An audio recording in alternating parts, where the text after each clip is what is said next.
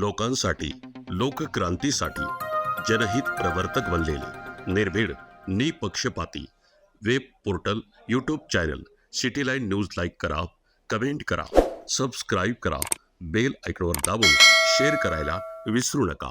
शकता शेवटची गाथा सामुदायिक जनहिते त्यांनी म्हणायचं आहे. नथी मे शरणं अय्यं बुद्धो मे शरणं वरं एतेन सच वचेन होतु ते जय मंगलं. नथी मे शरणं अय्यं धम्मो मे शरणं वरं एतेन सच वचेन होतु ते जय मंगलं. नथी मे शरणं अय्यं संघो मे शरणं वरं एतेन सच वचेन होतु ते जय मंगलं. साधु साधु साधु बुद्धां नमामि, धम्मां नमामि, संघां नमामि. या ठिकाणी हा कार्यक्रम संपन्न झाला. नमो बुद्धाय, जय भीम, जय संविधान. आलेल्या सर्व पाहुण्यांना सूचना आहे, पुष्प अर्पण करायचे आहे आणि जेवण केल्याशिवाय कोणीही जायचं नाही. सर्वांनी 2 मिनिटं खाली बसा. सर्व पाहुण्यांना शील म्हणजे काय? कोणा हे बाळा शांत बस, बस शांत. कोणाची हिंसा करू नका, कोणाची चोरी करू नका, परस्त्रीचं गमन करू नका, परपुरुषाचं गमन करू नका, खोटे बोलू नका, मद्यपानाचं सेवन करू नका. या अनमोल रत्नाला धारण करणं याला शील असं म्हणतात. काय म्हणतात याला? शील. कुणाची हिंसा नाही, चोरी नाही, व्यभिचार नाही, खोटं नाही, मादक द्रव्याचं सेवन नाही. आणि जो कोणी व्यक्ती आपल्या जीवनामध्ये या पंचशील तत्वाला धारण करतो असा व्यक्ती आपल्या कायेला, आपल्या वाणीला आणि आपल्या मनाला शुद्ध करत असतो. काय करत असतो? आपल्या वाणीला, आपल्या मनाला आणि आपल्या कायेला शुद्ध करत असतो. तुम्ही करत असता का तुमच्या वाणीला शुद्ध? कधी केलं का तुमच्या वाणीला शुद्ध? कधी केलं का तुम्ही तुमच्या कायेला शुद्ध? कधी केलं का तुम्ही तुमच्या मनाला शुद्ध? काही लोक चांगल्या मनाची असतात आणि काही लोक वांगल्या मनाची असतात. तर तुम्हाला दोन्ही मनाच्या व्याख्या सांगतो. पहिली चांगल्या मनाची सांगू की वांगल्या मनाची सांगू? नाही, पहिली कोणती सांगू? वाईट मनाची. वांगल्या मनाची. बघा ताईला किती ऐकण्याची इच्छा झाली, पटकन म्हणतात वाईट मनाची व्याख्या सांगा, वाईट मनाची व्याख्या सांगा. तर वांगल्या मनाची पहिली व्याख्या सांगतो. एखाद्याचं कल्याण होताना पाहणं, एखाद्याचं मंगल होताना पाहणं. एखाद्याचं सोडा हो, आपल्या जावाचं आणि आपल्या दिराचं कल्याण होताना पाहणं आणि त्यांचा मजला चढताना पाहणं. जर तुमच्या पोटात आगीचा गोळा उठला तर हे वांगल्या मनाचं लक्षण आहे. हे वांगल्या मनाचं लक्षण आहे.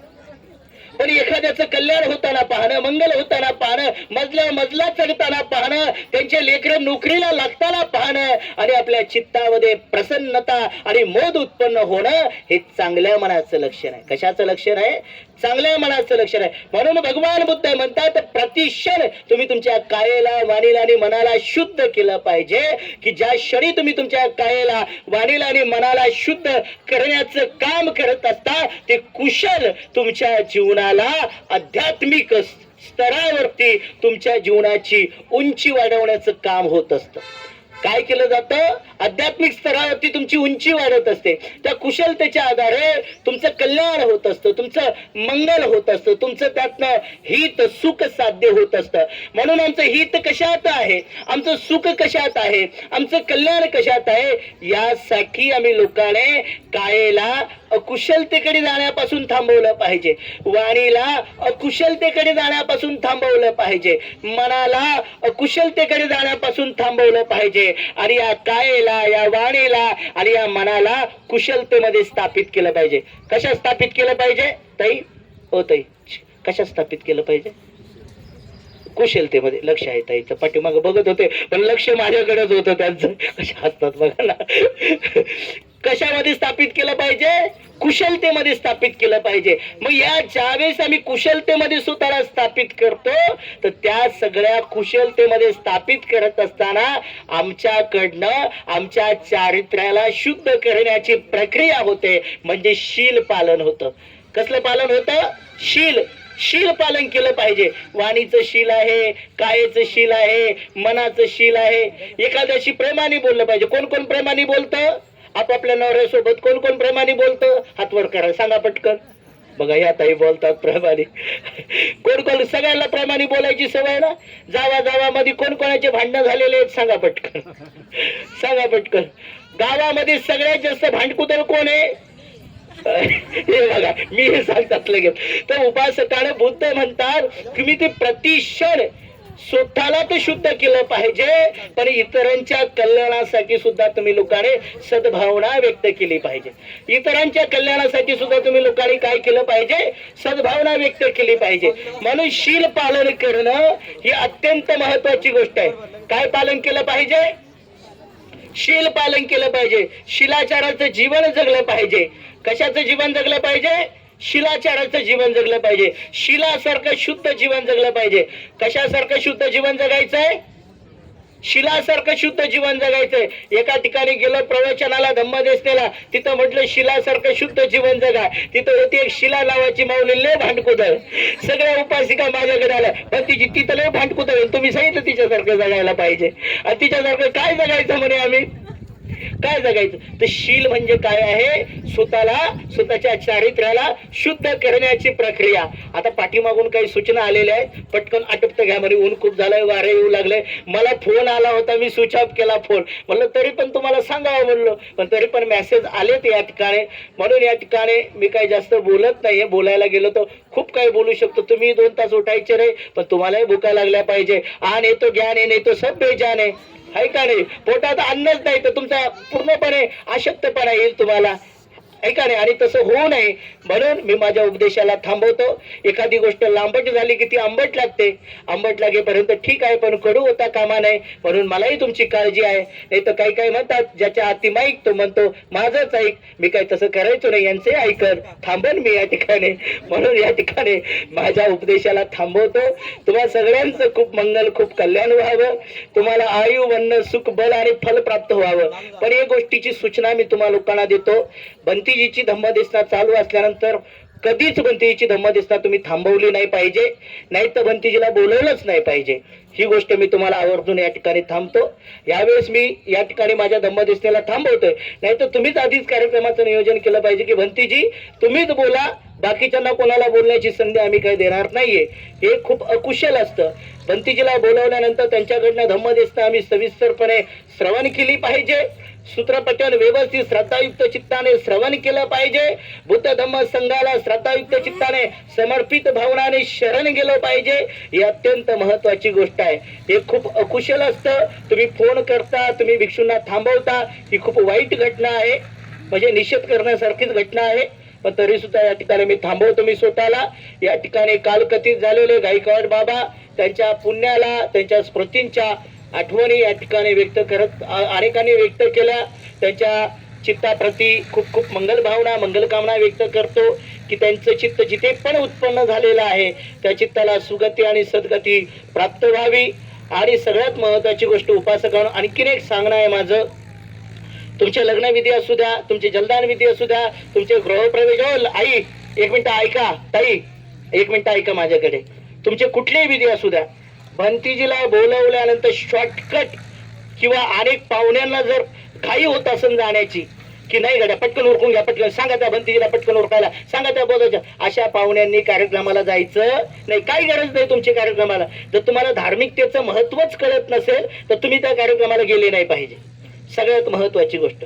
कारण की तुमच्यामध्ये बुद्ध बाबासाहेबांप्रती समर्पण असलं पाहिजे. तुमच्यामध्ये बुद्ध बाबासाहेबांच्या त्यागाची जाण असली पाहिजे. आणि जर नसेल तर तुम्ही कार्यक्रमाला जायचं नाही. अनेक ठिकाणी मी जातो, गोंधळ करतात लोक, हो लग्न पटकन उरकलं. अहो काय चाललंय? बुद्धवाणी, जगातली सर्वश्रेष्ठ बुद्धवाणीचं पठण त्या ठिकाणी चालू असतं. पुण्यानुमोदन विधीला जगातल्या सर्वश्रेष्ठ बुद्धवाणीचं पठण त्या ठिकाणी चालू असतं. जन्म आणि मृत्यूच्या भवचक्रातून विमुक्त होणारे बुद्धांच्या वाणीचं, इतक्या पवित्र वाणीचं पठण चालू असतं. तुम्ही शॉर्टकट काही कळत नाही अध्यात्मिकामधलं. फक्त जलदान विधी, स्मृती दिन, लग्न समारंभ करायचे, भूताचार्यांना, भिक्षूंना बोलवायचं, त्यांचे प्रवचन ऐकायचे, लोकांना जीव घालायचं, निघून जायचं. का केलं जातात माहितीये पुण्यस्मरण तुम्हाला? का केले जातात पुण्यानुमोदन माहिती आहे तुम्हाला? कोणाला सांगता येईल की पुण्यानुमोदन यामुळे केलं जातं? नाही सांगता यायचं कोणाला. या पुण्यानं मोदन दिनी ज्यावेळेस कालकत्तानं एखादी व्यक्ती कालकथित झालेली असती त्या व्यक्तीच्या नावे दानशील भावना केली जाते बाबा हो. तो व्यक्ती मृत झाल्यानंतर त्याच्या चित्ताला सुगती सद्गती प्राप्त व्हावी असा मंगल आशीष व्यक्त केला जातो म्हणून या गोष्टी केल्या जातात. आपल्याला ते माहितीच नाहीये. आपण फक्त याला फॉर्मॅलिटी म्हणून आणि फक्त लोकांना जीव घालायचंय आणि काही ते आम्ही आई बापाचा कार्यक्रम केला असं दाखवण्यासाठी नाही करत ही गोष्ट.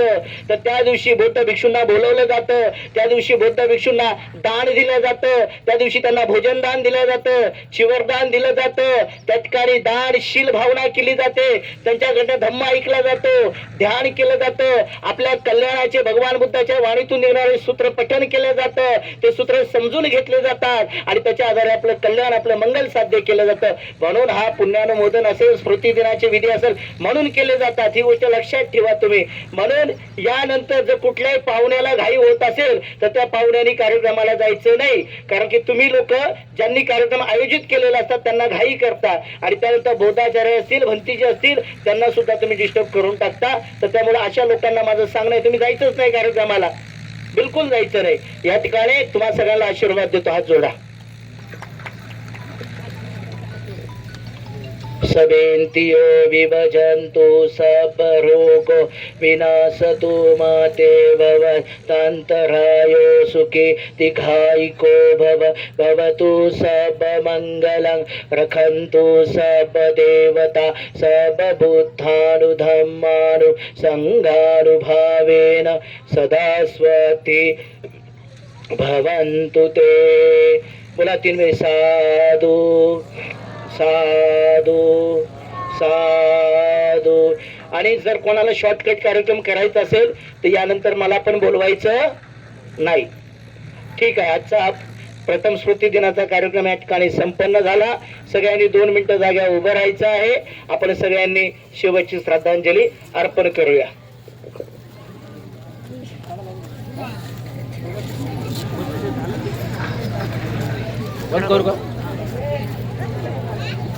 हात जोडायचे.